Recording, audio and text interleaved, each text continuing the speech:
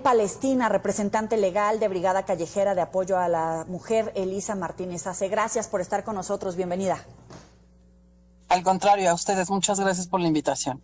Queremos sensibilizar a la gente. En este caso se trata presuntamente de dos chicas de origen venezolano, pero pudo haber sido cualquier mujer. El tema de fondo, evidentemente, es la trata de personas, particularmente de extranjeras en territorio mexicano. ¿Cuál es la información que tienen hasta este momento? La situación es complicada con el tema de migración porque tenemos incluso la demarcación informática de que hemos subido en un 30% tristemente en trata de personas con fines de explotación sexual. Y esto ha generado que las redes de trata pues tengan una forma de operar sumamente establecida con los roles de corrupción y que estamos hablando de un acto totalmente libre en la ilegalidad en donde tenemos cifras negras que son sumamente preocupantes para miles y cientos de mujeres que están tratando de llegar al sueño americano. Si recuerdas que en la pandemia por COVID-19 hubo un gran levantamiento donde también estuvimos denunciando la cantidad y el porcentaje de mujeres que eran cooptadas, pero por redes, por Facebook, por Twitter, y estas mismas redes venezolanas sobre todo han generado ya este posicionamiento con otras redes de delincuencia organizada mexicanas. Esto se complica porque las chicas pueden estar transitando con las caravanas migrantes, pero en este transitar hay un sueño americano que creen que pueden resolver con estas redes de tratantes y que caen en este juego en el que pues obviamente se ven inmersas en miles de millones de pesos que ya le deben estos tratantes. Tenemos información también de mujeres que han sido de alguna manera organizadas entre ellas para poderse salir de estas redes y es de miedo que te cuenten cómo es que lograron escapar y cómo es la forma de operar de estos tratantes. Tristemente la Fiscalía ha dado números que no concuerdan pues con la realidad de cientos de mujeres que le están pasando mal en esta ciudad y que siguen creyendo en un sueño estadounidense que tristemente pues muchas de estas redes solo juegan con ellas llegando al norte de la Ciudad de México, el norte también y que obviamente ya no llegan a Estados Unidos. Tenemos también el porcentaje que menos del 1% de mujeres que están en estas grandes caravanas migrantes logran el sueño americano. Imagínate cuántas siguen desaparecidas, cuántas están en explotación sexual, cuántas están ya por una situación de trabajo no remunerado adecuadamente, cuántas están y cuántos niños están en el proceso de órganos de venta para hacer un acto de mercado negro. Y bueno, todo esto está en una línea en la que ni las políticas públicas ni la Fiscalía General de la República han resuelto de manera exitosa este proceso.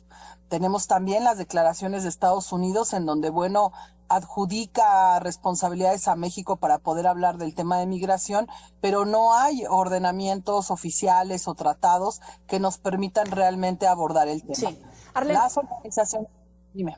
Perdóname, ¿cuáles son los testimonios recurrentes? Porque sabemos que pues hay chicas venezolanas, que hay chicas colombianas, que hay otro grupo de Centroamérica, pero particularmente con estas dos chicas. ¿Fue el mismo procedimiento? Es decir, las invitan a ser modelos o a trabajar en restaurantes, vaya, una vía legal para llegar a territorio mexicano, y después ¿con qué se encuentran aquí?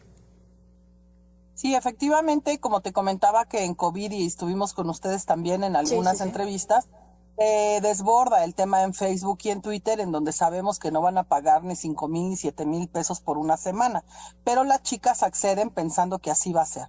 Y entonces tristemente en el momento en el que llegan a México llegan ya con una gran cantidad de deudas que no van a poder pagar y siguen transitando en el norte o en el corredor de la Ciudad de México para el norte del país con una deuda que es exorbitante y que además lo que nos han comentado es que empiezan las redes que son venezolanas o de otros países como Nicaragua, Honduras, de la delincuencia organizada junto con la delincuencia organizada de México a extorsionar a las familias. Tanto las familias que tienen divisas y que siguen mandando dinero para que pueda llegar el familiar a Estados Unidos, como las familias de los países de origen de Honduras, de Guatemala, de Venezuela, Y también, bueno, hemos tenido también ya documentado haitianos y familias haitianas, que tristemente hay también una desaparición de niños haitianos en los puntos de donde están las caravanas migrantes en la Ciudad de México y no han querido denunciar. Y esto porque la delincuencia organizada mexicana, como de los países de origen de todas estas migrantes,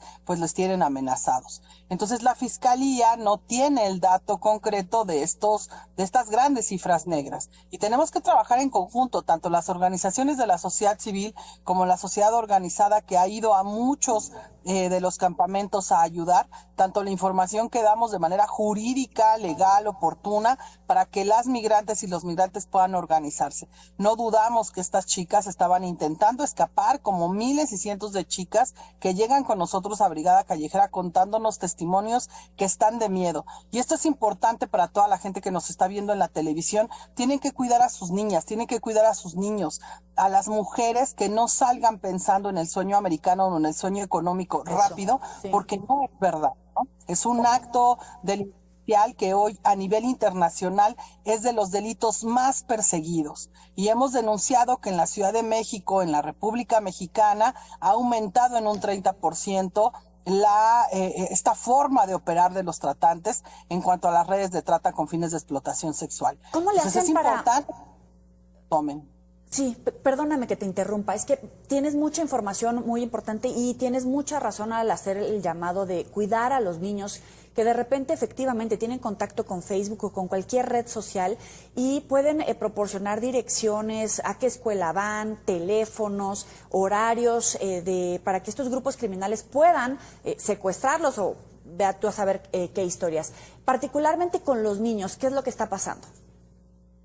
Con los niños hay una situación de los juegos, ¿no? El papá y la mamá tienen que tener el orden de qué es lo que está pasando con el celular, y tristemente a los menores se les da un celular desde muy, muy chiquitos. Entonces tenemos que tener orden de cómo está la red en Google o en las páginas en las que se metan de internet, para que tengamos claridad de con quién están, porque nunca vas a saber con quién está jugando con los videojuegos o quién está del otro lado del Facebook. Entonces, lo que hemos observado con los menores, porque sobre todo con nosotros en atención a todas las mujeres que atendemos en Tapachula y en Ciudad de México, son amas de casa. Y ellas te cuentan, oye, es que a las 3 de la mañana le está mandando mensajes diciéndole que le enseñe su cuerpo o que le dé una prueba de su amor. Entonces, hay que ser muy observadores como familiares, como mamás, como papás, para que los menores no caigan en estas redes. Los menores están desapareciendo y están desapareciendo a plena luz del día, y es un tema también que la Fiscalía no está tocando. Sabemos que hay un trabajo también importante por mucha gente, las autoridades, pero de verdad que se desborda el tema con trata de personas. Y otro tema que quiero también aclarar aquí es que cada que nosotros, Brigada Callejera, denunciamos redes de trata, la Fiscalía nos dice eso es extorsión. Entonces es importante que los ministerios públicos estén sensibles al tema, que hagan un trabajo preventivo de información en cuanto a los tratados internacionales y a todas las directrices que nos implican las formas internacionales para cómo tratar este tema de la trata de personas, porque no es extorsión. Si tenemos claridad de dónde están las personas, dónde se mueven, quiénes son las redes, dónde están, se tiene que hacer algo al respecto, pero no está pasando. Entonces, de verdad que hay mucho que dar. Esto es solo un poco de todos los testimonios que escuchamos todos los días quienes estamos involucradas y sobre todo muy comprometidas porque la trata se tenga que erradicar. Claro. Sigue habiendo esta tendencia por parte de las autoridades, no solamente de la Ciudad de México, sino, como bien comentas, a nivel nacional, de alguna manera disminuir la gravedad de los hechos porque se trata de mujeres extranjeras, particularmente con estas dos chicas, porque hemos visto que de repente las torturan, las asesinan, evidentemente hechos de violencia extrema, pero como son extranjeras, no pasa a mayores porque traen una carga, pues porque son extranjeras particularmente, sobre lo que vienen a hacer en territorio mexicano, como si eso les restara algún tipo de derecho, independientemente de cuál es su estatus en territorio mexicano. Bien, la Fiscalía tiene ahí un punto a favor que habla de feminicidio. Eso es correcto, la forma en cómo aparecieron. Pero el problema no está, bueno, claro que es un tema importante el tema del feminicidio, y quienes somos abogadas feministas estamos en la avanzada con ello. Pero el problema es de miles de migrantes que efectivamente están en el acto de la ilegalidad porque no tienen papeles, y esto entonces se agudiza en no tener claridad jurídica. Y por eso es importante que toda la gente que es sensible con el tema de migración tiene que acercarse a estos campamentos y dar información, ser solidarios y solidarias con seres humanos que lo único que están haciendo es buscar mejores condiciones de vida y que la migración es un acto humano natural desde que la humanidad está en el planeta. Entonces tenemos que quitar muchas de estas barreras psicológicas y mal aprendidas de la forma en cómo entendemos la movilidad humana. Y entonces entendiendo esto tenemos que ser solidarios y solidarias para dar información. Y tú sabes perfectamente que dar información es poder, y dar poder es poder ayudar a ser preventivos